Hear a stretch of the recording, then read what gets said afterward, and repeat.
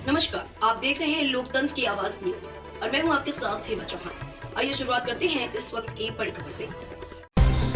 दो पक्षों के झगड़े को लेकर आज डीसीपी जोन 4 को दिया गया ज्ञापन। अखिल भारतीय भलाई महासभा प्रदेश प्रवक्ता दिनेश कुलपारे के नेतृत्व में डीसीपी जोन 4 के नाम ज्ञापन सौंपा गया।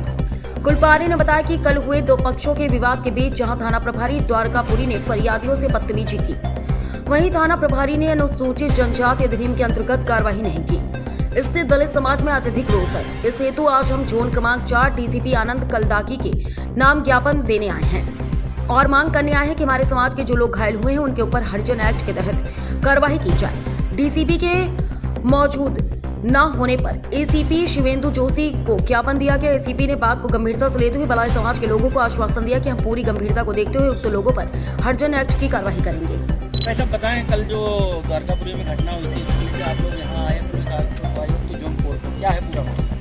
हमारा जो धानुक समाज के लोग हैं बहुत ही निम्न मध्यम वर्गीय परिवार के लोग हैं। उनके साथ में साहू समाज के लोग जो कि अवैध कारोबार से जुड़े हुए हैं, उन लोगों ने मारपीट करी। एक भैया हमारे रोहन, रोहित, इनकी भाई, ज्योति भाई, इनके साथ में मारपीट करी, गाली गलौज करी, जाति सूचक शब्दों के साथ में उनका भेदभावपूर्ण तरीके से भेदभाव करते हैं और इस भेदभाव को करते करते बहुत समय हो गया। उसी को लेकर हम आज डीसीपी आनंद कलदाकी साहब के यहाँ पर ज्ञापन देने आए थे। हमारी शिकायत ये रही है कि कल जब हमारे परिवार के लोग, हमारे समाज के लोग वहाँ गए थे तो पुलिस प्रशासन द्वारा भी अभद्रतापूर्ण व्यवहार किया गया उनके साथ में।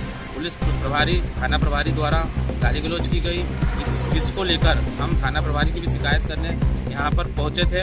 और दूसरी बात यह रही कि जब हमने थोड़ा सा प्रमाण पत्र भी उनको दिया, जाति प्रमाण पत्र देने के बावजूद उन्होंने आरोपियों के खिलाफ अनुसूचित जाति जनजाति अधिनियम के तहत कार्रवाई नहीं की। उस रोष को लेकर समाज में बड़ा रोष व्याप्त था। उसी को लेकर हम यहाँ पर ज्ञापन देने आए थे। कल वहाँ पे दोनों पक्षों की एफआईआर हो गई थी, उसके बावजूद भी आप यहाँ पे आए, पूरा क्या था?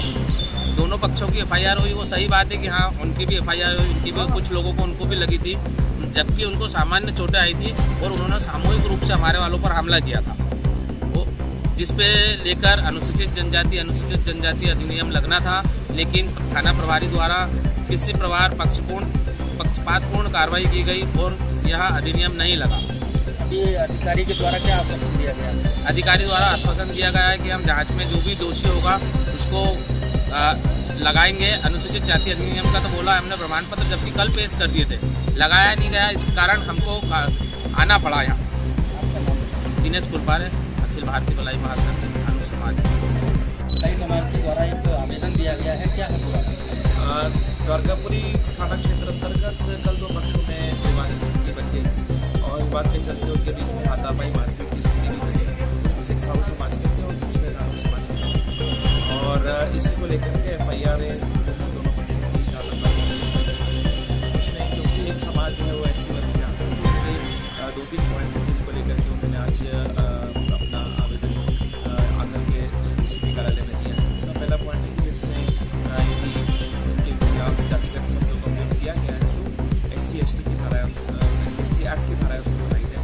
दूसरा उनका है कि जो परिवार है उनकी संलिप्तता किसी अवैध गतिविधियों में तो उसकी जाँच करके उसके खिलाफ कार्रवाई की और वहाँ पर जो इन लोगों को आने जाने से रास्ता रोका जाता है, ऐसा इनका कहना, उसकी भी जाँच कराई जाए। इन तीनों विषयों पर उनका आवेदन दिया गया और आश्वासन दिया गया कि इस पर जाँच करा पुलिस करेगी। ये भी था कि पुलिस ने उनके साथ किया था, कुछ ऐसा व्यवहार किया था जो ठीक नहीं लगा।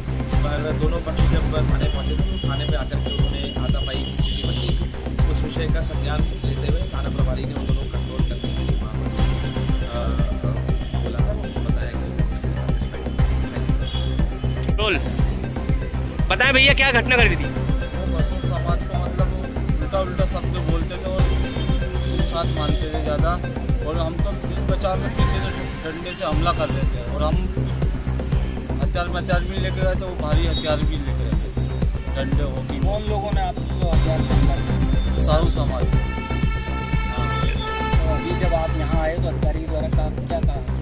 अब कार्रवाई करनी चाहिए। कल आपने वहाँ पे अपना जाति प्रमाण पत्र भी दिया था, इसके बाद भी वहाँ कार्रवाई नहीं हुई। अब आप क्या चाह रहे हैं? हमको बस ये आपके ऊपर जो हमला किया था, किसने किया? वो उनके साहू समाज के उनके परिवार वालों ने हमला पीछे से करा था। 15-20 बचाओ कितने लोग थे? वहाँ पे 15-20 जने थे और हम 4 जने। आपका नाम बताओ।